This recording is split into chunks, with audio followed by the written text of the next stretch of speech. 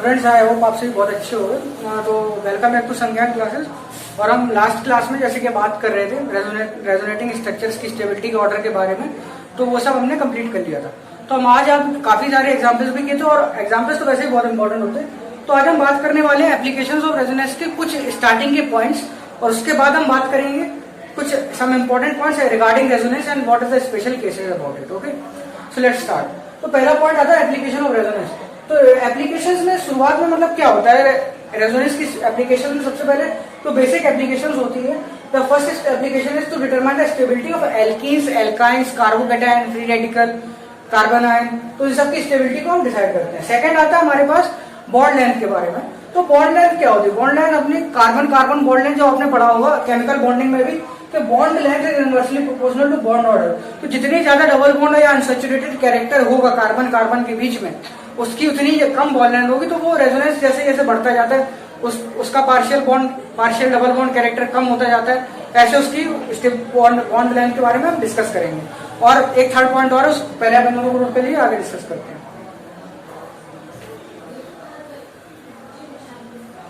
उतनी कम उसकी लेंथ होगी, ठीक है।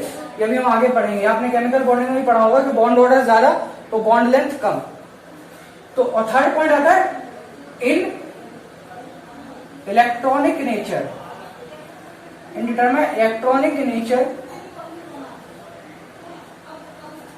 एंड इलेक्ट्रॉनिक नेचर ही तो होता है, मतलब जो प्लस एम माइनस एम होता है, electronic nature of different groups. अभी मतलब ये इसको हम इलेक्ट्रॉनिक नेचर से बेसिकली मीसोमेरिक इफेक्ट बोलते हैं। तो रेजोनेंस का पार्ट है मीसोमेरिक इफेक्ट, जो प्लस एम माइनस एम पढ़ते हैं। ये बेसिकली जो तीन अभी जो नॉर्मल एप्लीकेशंस होते हैं रेजोनेंस के, ये अभी हम बात करेंगे, ठीक है। और फिर जब अपन हाइपर कॉन्जुगेशन कंप्लीट कर लेंगे तो और इसको डिटेल में स्टडी करेंगे। तो पहले आप इन तीन पॉइंट्स को नोट कर लीजिए। ये कुछ ऐसे पॉइंट्स हैं जो इंपॉर्टेंट है, ठीक है। इसको आप वीडियो को पॉज करके इसको नोट कीजिए पहले।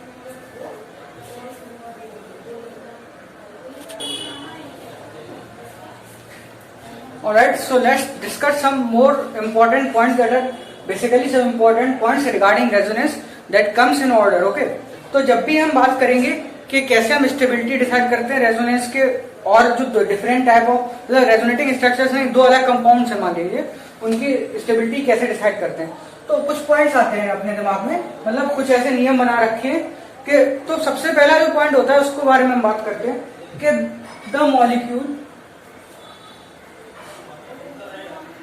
having same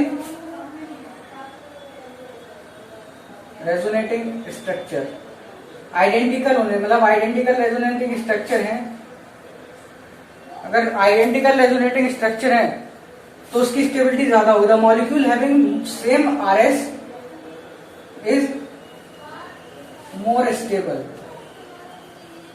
ठीक है। तो बेसिकली इसको हम कैसे डिफाइन करेंगे? इसको हम ऐसे बोलेंगे, इसका हम एक एग्जांपल लेंगे। और इसका सेकंड जो पॉइंट आता है, इसके बाद हमको क्या देखना है, इसके बाद हम एक और पॉइंट लेते हैं, इसके एग्जांपल में भी करवा रहा हूं कि the molecule having the identical RS is more stable. उसके बाद आएगा एक पॉइंट अपने पास, अगर अपने पास मतलब आरएस जो है बेसिकली वो मतलब अगर हमारे ये वाला चीज है ना, वो मतलब अगर सेटिस्फाई हो गई, मतलब जिसमें जिनके आइडेंटिकल मान लीजिए दो ऐसे चीज है जिसके आरएस जो है ना वो दोनों में मतलब इक्वल स्टेबिलिटी वाले आरएस हैं, तो क्या होगा?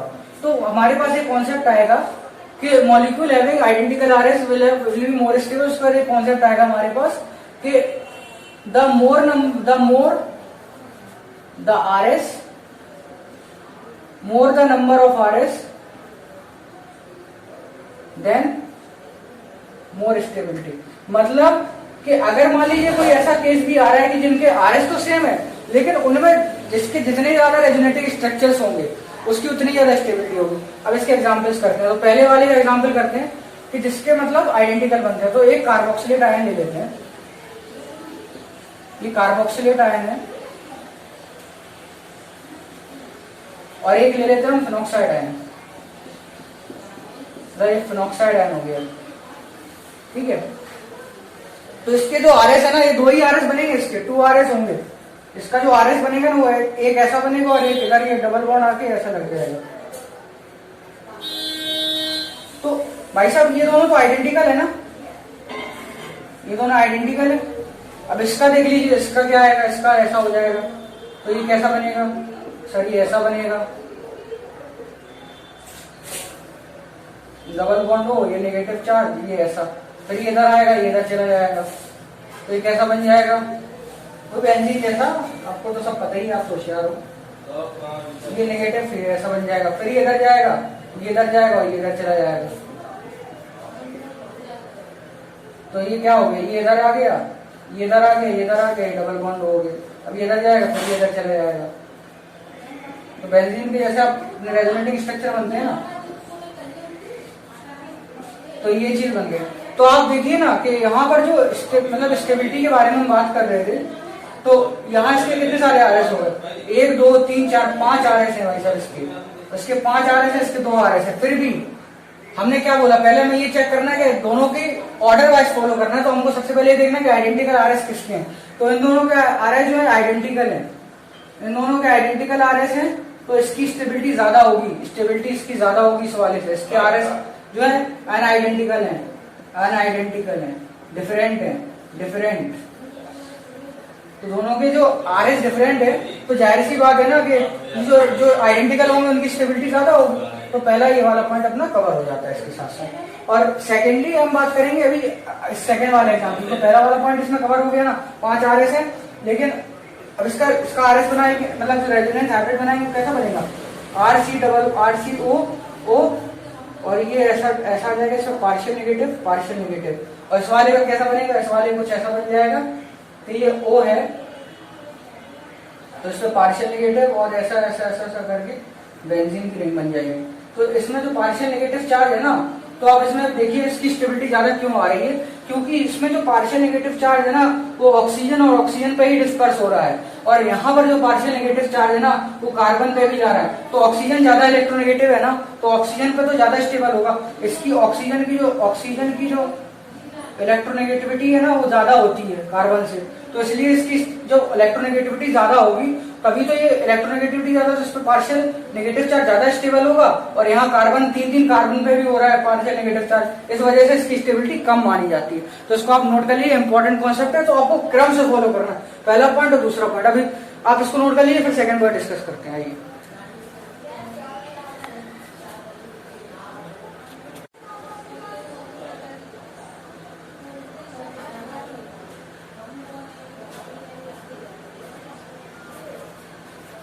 हाँ, तो अब सेकंड पॉइंट के बारे में बात करते हैं। सेकंड पॉइंट जब हमने कवर करेंगे, तो सेकंड पॉइंट क्या है कि the number of resonating structure, मतलब रेजोनेंस ज्यादा, मतलब आरएस का ज्यादा होने का मतलब ये है कि रेजोनेंस एक्सटेंडेड हो रहा है, मतलब मोर number of resonating structure, resonance ज्यादा, स्टेबिलिटी ज्यादा।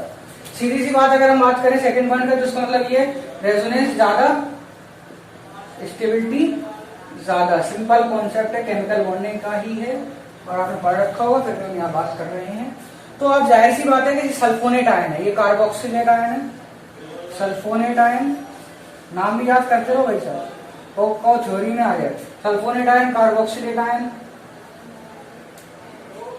फिनॉक्साइड आयन और ये OH-, ठीक है। तो क्या होगा, इसके हम जब आरएस बनाएंगे ना, तो क्या कितने आरएस बनेंगे, इसके 3 आरएस बनेंगे, 3 आरएस बनेंगे। कैसे बनेंगे, एक तो ऑक्सीजन इधर आ जाएगा, एक इधर एक इधर। तो इसका जो 3 आरएस बनेंगे, इसके क्या बनेंगे, इसके 2 आरएस बनेंगे और इसके 5 आरएस बनेंगे। और भाई साहब ये तो बेचारा अकेला है, नो रेजोनेंस होगा, यहाँ पर रेजोनेंस नहीं होगा, तो गरीब है तो कुछ नहीं होगा इसका। तो असल में क्या होता है, रेजोनेंस होना तो जरूरी है। अब यहाँ क्या हो रहा है ना, इसका जब आप आरएस बनाओगे ना, तो ये सारे जो है ना, ये आइडेंटिकल होते हैं भाई साहब। तो आइडेंटिकल वाले तो आगे जाएंगे ही, वैसे भी आइडेंटिकल केस है, तो आइडेंटिकल वाले तो आगे जा ही रहे। अब हमारे पास सेकंड केस आ रहा है, आइडेंटिकल वाले तो आगे जा ही रहे। अब ये आइडेंटिकल इंस्ट्रूमेंट ही है, लेकिन जब दोनों में आइडेंटिकल आ जाए ना, और ये ऑक्सीजन ही पे चार्ज डिस्पर्स हो रहा है, तो इसका मतलब ये है कि आइडेंटिकल वाले केस में जिसका ज्यादा नंबर ऑफ आरएस होंगे वो ज्यादा स्टेबल होगा, ठीक है। अब इसका जो हम जाहिर सी बात अगर हम एस का वो बनाएंगे, ओ तो ये ऐसा डिस्पर्स होगा इसमें, पार्शियल नेगेटिव, ये ऐसा डिस्पर्स होगा। इसका कैसा होगा, इसका सर ऐसा हो जाएगा, पार्शियल नेगेटिव पार्शियल। तो इसमें आप देख रहे हो कि ऑक्सीजन ही पे डिस्पर्स हो रहा है नेगेटिव चार्ज। अब भाई साहब यहाँ थोड़ी गड़बड़ आ जाएगी, इधर क्या होगा, इधर ऑक्सीजन पे डिस्पर्स हो, ऑक्सीजन के साथ साथ कार्बन पे भी डिस्पर्स होने लगेगा। तो ये नेगेटिव पार्शियल नेगेटिव और पार्शियल नेगेटिव, ये तीन कार्बन और एक ऑक्सीजन पे हो रहा है। और यहाँ तो भाई साहब रेजोनेंस ही नहीं हो रहा, तो रेजोनेंस नहीं हो रहा तो स्टेबिलिटी इसकी सबसे कम हो जाएगी। तो सिंपल सा कॉन्सेप्ट है, आपको ये चीज नहीं भूलना कि प्रायोरिटी ऑर्डर क्या है। बेसिकली सबसे इंपॉर्टेंट प्रायोरिटी ऑर्डर होता है। बच्चे बहुत ज्यादा गलती करते हैं प्रायोरिटी ऑर्डर में कि भाई साहब पहला वाला ये पीछे वाला पहले लगा दिए, तो भाई साहब मोर number of resonating structure more stability, सीधे 5 आ रहे देखते हैं और मार देते हैं। तो भाई साहब पहले ये भी तो देखो कि आइडेंटिकल वाले में स्टेबिलिटी ज्यादा होती है, ये भी चीज तो देखो आप पहले। तो आपको ये चीज ग्रैप कॉन्सेप्ट ग्रैप करना पड़ेगा। अभी हम कुछ और इंपॉर्टेंट पॉइंट्स कवर करने वाले हैं, तो इसको पॉज करके नोट कर लीजिए।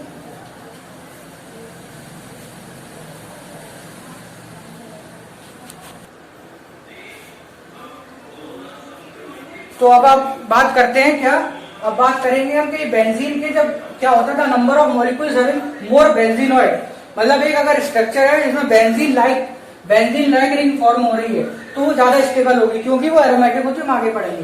तो क्या होता है, ये बेंजीन है, इसमें तो एक ही है बेंजीन, ये क्या है, ये नेप्थलीन है, इसको हम नेप्थलीन बोलते हैं, जिसमें 2 बेंजीन टाइप के लगे होते हैं, और इसको हम एंथ्रासीन बोलते हैं। इसके कई सारे हैं, लेकिन हम इसको अभी तक 3 ही पढ़ लेते हैं, इसमें काफी कुछ कॉन्सेप्ट कवर हो जाएंगे, ठीक है। तो ये बेंजीन है, इसके तो क्या है, इसका तो एक नॉर्मल ऐसा ही बनेगा, एक और। तो इसके जब आरएस जब बनते हैं ना, तो ये दोनों क्या है, ये दोनों आइडेंटिकल है, इसमें कोई दिक्कत वाली बात नहीं है।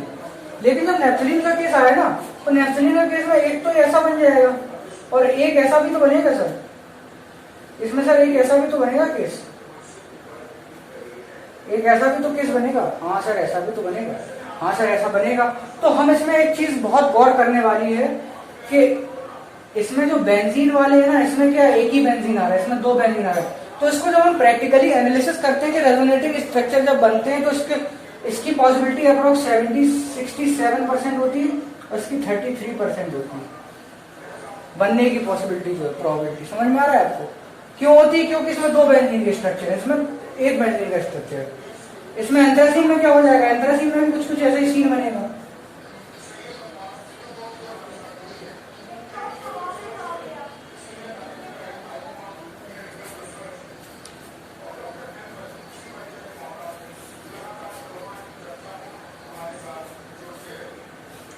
एंथ्रासीन में भी यही सेम केस होगा, मुझे बात करना है। एंथ्रासीन में भी ऐसा ऐसा ऐसा बनेगा, ऐसा बनेगा, ऐसा बनेगा, ऐसा बनेगा। तो ये दोनों तो आइडेंटिकल हो गए। अब क्या हो सकता है सर, अब एक ऐसा भी तो होगा, आपके पास एक ऐसा भी केस आएगा सर जिसमें एक ऐसा बने, ऐसा भी बनेगा सर। हाँ सर एक ऐसा ही बनेगा, फिर एक ऐसा ही बनेगा सर। इसको ऊपर बना देता हूँ, थोड़ा सही रहेगा। एक ऐसा है, ठीक है, एक ऐसा बनेगा सर, ऐसा बनेगा। तो भाई साहब इन दोनों की जो स्टेबिलिटी है ना, इसमें आप बेंजीन देखेंगे ना, तो इसमें एक बेंजीन आ रहा है, इसमें एक बेंजीन आ रहा है कि नहीं, ये तो एक ही ऐसे बना दी सर आपने, सॉरी माय बैड। इसको हम ऐसा बना देते हैं, ऐसा ऐसा ऐसा। हाँ तो ये दोनों जो है ना, इसमें तो एक एक बेंजीन आ रही है, ठीक है, और इसमें क्या हो रहा है, इसमें सर बेंजीन 2 बेंजीन है। तो सर ये तो बढ़िया चीज है ना कि 2 में बेंजीन और इसमें भी 2 में बेंजीन आ रही है सर। तो इसको हम ABCD अगर दें तो क्या होगा, इसमें इसको हम A और B दें तो इसमें B की स्टेबिलिटी A से ज्यादा होगी। इसमें क्या होगा, इस बारे में देखिए सर, A और D की बराबर होगी, ग्रेटर देन B बराबर C, यही होगा ना, 2 बेंजीन के स्ट्रक्चर बन रहे हैं, यही होगा सर। हाँ बहुत सही। तो आप इसको नोट कर लीजिए, इंपॉर्टेंट कॉन्सेप्ट है कि जितने ज्यादा बेंजीनॉइड कैरेक्टर होगा, समझ में आ रहा है बेंजीनॉइड क्या है, बेंजीन के जितने रिंग आएंगे उतनी ज्यादा स्टेबिलिटी होगी, ठीक है। अभी कुछ और इंपॉर्टेंट पॉइंट्स है तो मैं कवर करने वाला हूँ, उसको आप नोट कर लीजिए।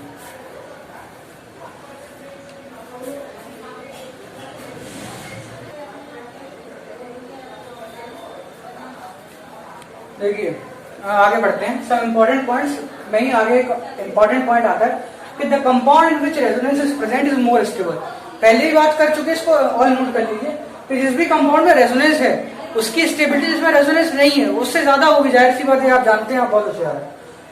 और if resonance is present in both the compounds, मतलब जिनको हम कंपेयर कर रहे हैं, अगर उन दोनों कंपाउंड्स में रेजोनेंस हो रहा है, then the compound having extended resonance.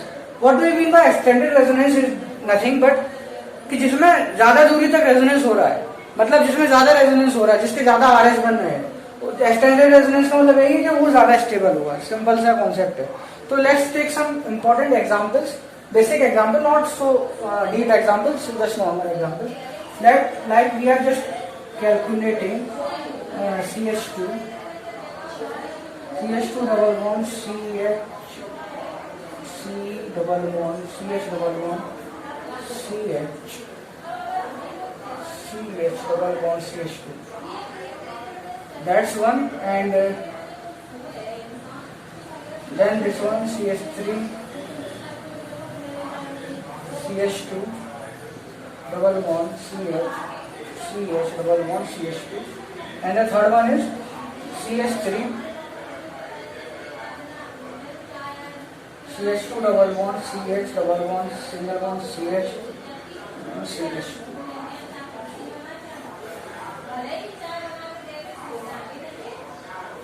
Now there are three examples we have to just similar, मतलब दो सब में लगभग सिमिलैरिटी है, बस क्या है कि एल्कीन की जो मतलब जो हमने एल्कीन बनाया सबके पास क्या है, सबके पास जनरली 4-5 कार्बन है। तो हम बात करते हैं, आइए हम देखते हैं कि मतलब क्या हो रहा है। तो इसमें बात करें, अच्छा इसमें एक और चीज कर सकते हैं, तो इसमें 3 एल्कीन हो गया ना, ठीक है, रहने दीजिए, 3 ही सही एग्जाम्पल के तौर पर। तो इसमें क्या हो रहा है ना, बेसिकली अगर आपको ज्यादा डाउट है ना, तो वैसे तो आप मान लीजिए कि इसकी स्टेबिलिटी वैसे चलो कहाँ, तो इसमें रेजोनेंस कहाँ से कहाँ तक हो रहा है, तो ये पूरे इतनी जगह पे रेजोनेंस हो रहा है, तो एक्सटेंडेड रेजोनेंस है ये भाई साहब, एक्सटेंडेड रेजोनेंस, ये भी एक रिस्पेक्टिव टर्म है, अगर इससे ही बड़ा आ जाए तो उसका एक्सटेंडेड रेजोनेंस है। तो इसमें क्या हो रहा है, इसमें इससे लेस है, मतलब लेसर रेजोनेंस है, लेसर रेजोनेंस, और यहां तो मोर रेजोनेंस। तो भाई साहब इसकी स्टेबिलिटी अगर हम इसको A बोल दें, इसको हम B बोल दें, इसको हम C बोल दें, तो स्टेबिलिटी का ऑर्डर तो आप तुरंत बता ही दोगे ना कि A is greater then B is greater then C, simple सा बात है। तो स्टेबिलिटी का ऑर्डर ऐसे ही निकाला जाता है। ये बहुत सिंपल सा कॉन्सेप्ट है, आप और अच्छे से देख सकते हैं, कोई बड़ी बात नहीं है, कोई बहुत हार्ड एंड फास्ट रूल मैंने थंब रूल नहीं लगाया, ये तो सिंपल सा कॉन्सेप्ट है, आप इसको नोट कीजिए। आगे हम बात करते हैं कुछ और इम्पोर्टेंट पॉइंट के बारे में।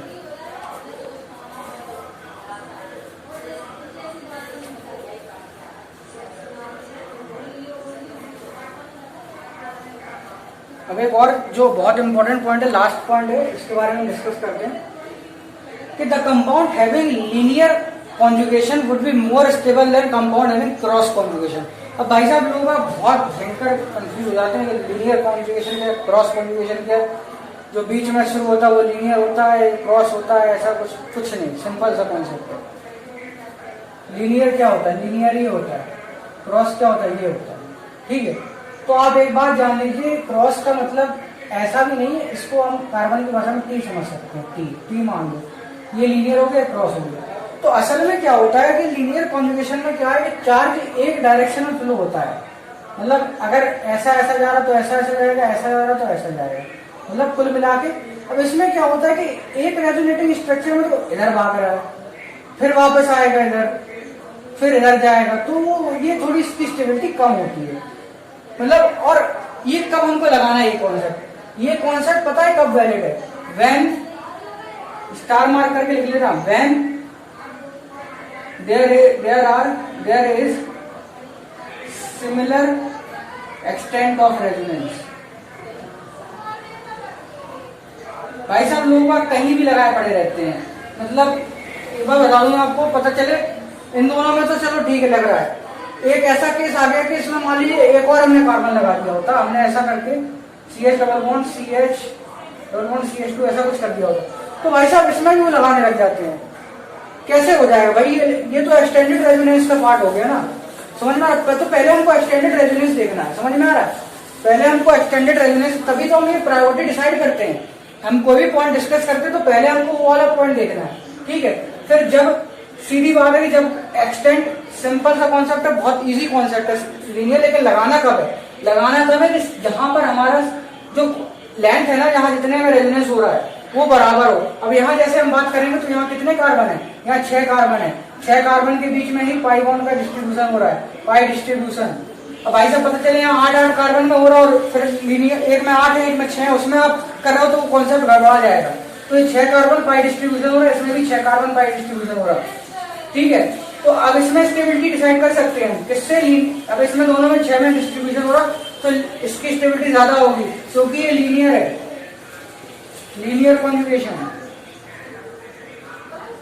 और ये एक्सटेंडेड कॉन्जुगेशन है।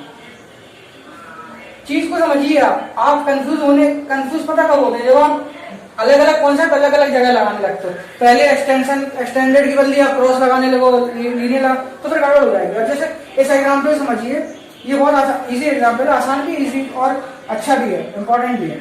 अब जैसे इसमें क्या हो रहा है? इसमें सीधा सीधा रेजोनेंस हो रहा है, ठीक है, ऐसा हो रहा है फिर ऐसा हो रहा है। तो सिंपल सी कॉन्सेप्ट है, ये जो एक डायरेक्शन में हो रहा है, अब इसमें क्या हो रहा है?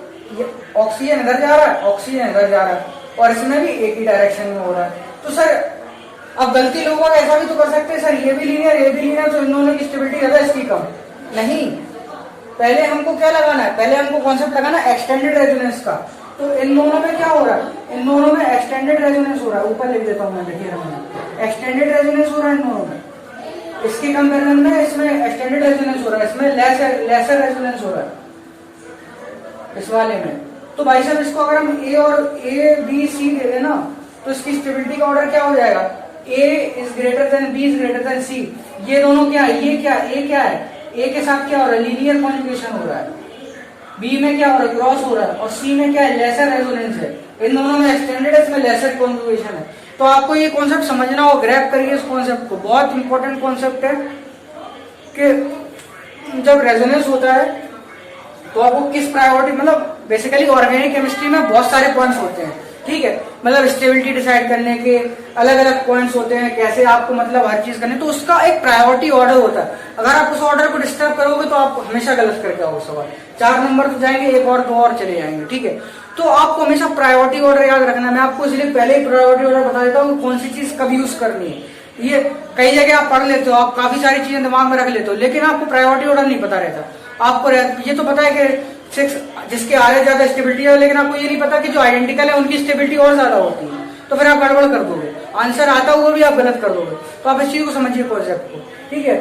और फाइनली आज मैं इसी के साथ ओवर करूंगा, जो स्पेशल केसेस है वो वीडियो की लेंथ अगर ज्यादा बड़ी हो जाएगी तो मैं अगली क्लास में सिर्फ एक इम्पोर्टेंट थोड़े कुछ इंपॉर्टेंट पॉइंट्स और उसके साथ साथ इंपॉर्टेंट पॉइंट्स के साथ साथ मैं स्पेशल केसेस को लूंगा, ठीक है। और उसके बाद हम बात करेंगे अगले क्लास में प्लस एम के बारे में, और उसके अगले फर्दर बात करेंगे मेसोमेरिक इफेक्ट क्या होता है, उसके जो भी ऑर्डर क्या है। तो इसी के साथ साथ मैं अपने वीडियो को आज एंड करता हूँ और थैंक यू वेरी मच। और आप अपने दोस्तों को शेयर कीजिए, आप डाउट्स अपने क्लियर कीजिए, ज्यादा ज्यादा एग्जाम्पल कीजिए। Thank you. समझ में आ रहा है आपको क्या कहना चाह रहा हूँ मैं? तो ठीक है, इसके साथ मैं एंड करता हूँ। Thank you very much. Keep stay at home and keep yourself safe. Okay, thank you very much.